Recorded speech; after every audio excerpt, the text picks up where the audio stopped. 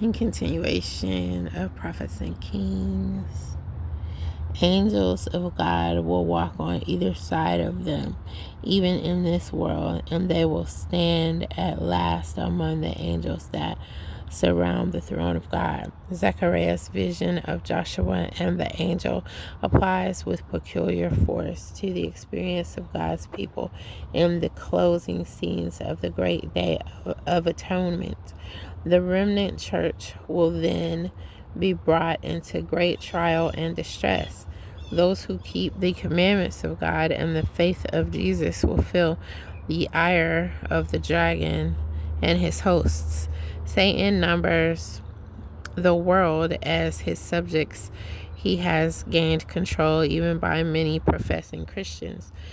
But here is a little company who are resisting his supremacy.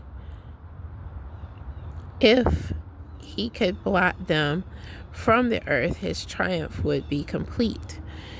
As he influenced the heathen nations to destroy Israel, so in the near future he will stir up the wicked powers of earth to destroy the people of God.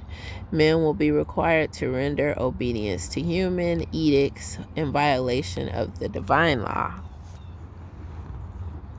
Those who are true to God will be menaced, denounced, proscribed. They will be betrayed both by parents and brethren and kinsfolks and friends, even unto death. Luke 21:16. Their only hope is in the mercy of God. Their only defense will be prayer. As Joshua pleaded before the angel, so the remnant church, with brokenness of heart and unfaltering faith, will plead for pardon and deliverance through Jesus, their advocate. They are fully conscious of the sinfulness of their lives. They see their weakness and unworthiness, and they are ready to despair. The tempter stands by to accuse them, as he stood by to resist Joshua. He points to their filthy garments, their defective characters. He presents their weakness and folly, their sins of ingratitude, their unlikeness to Christ, which has dishonored their Redeemer. He endeavors to affright them with the thought that their case is hopeless, that the stain of their defilement will never be washed away. He hopes so to destroy their faith that they will yield to his temptations and turn from their allegiance to God.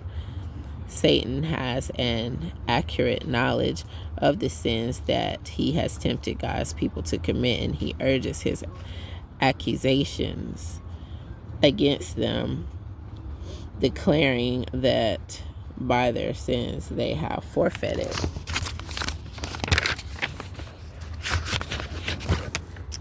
divine protection and claiming that he has the right to destroy them.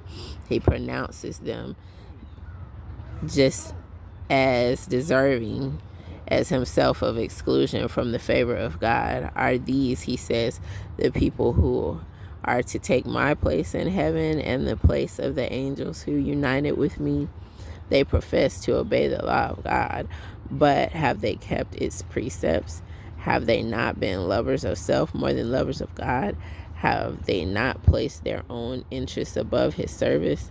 Have they not loved the things of the world? Look at the sins that have marked their lives. Behold their selfishness, their malice, their hatred of one another.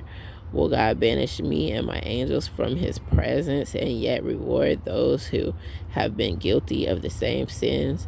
Thou canst not do this, O Lord, in justice. Justice demands that sentence be pronounced against them.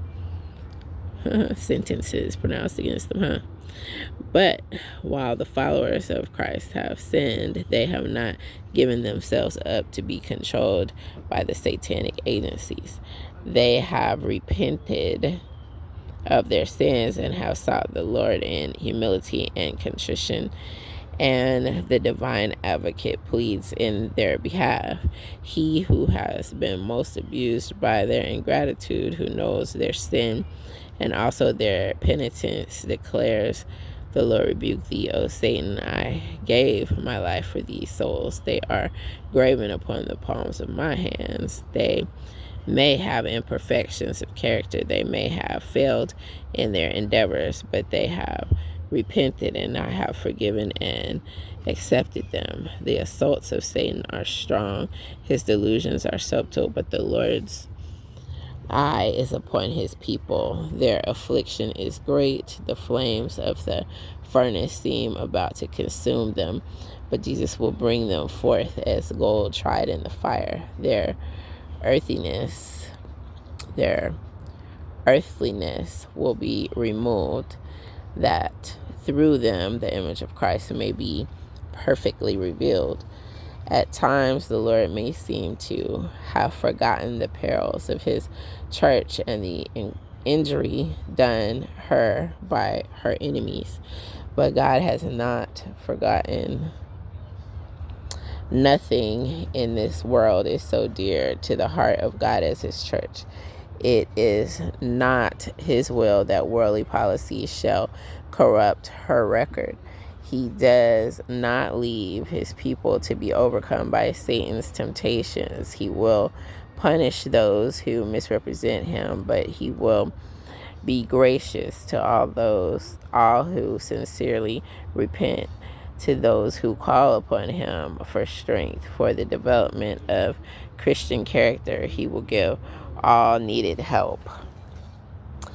In the time of the end, the people of God will sigh and cry for the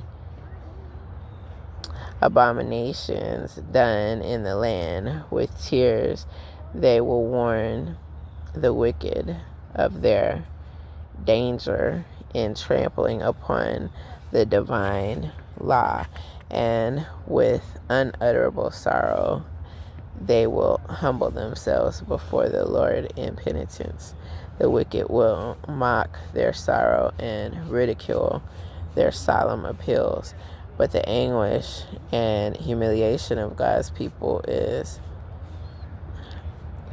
unmistakable evidence that they are regaining the strength and nobility of character lost in consequence of sin.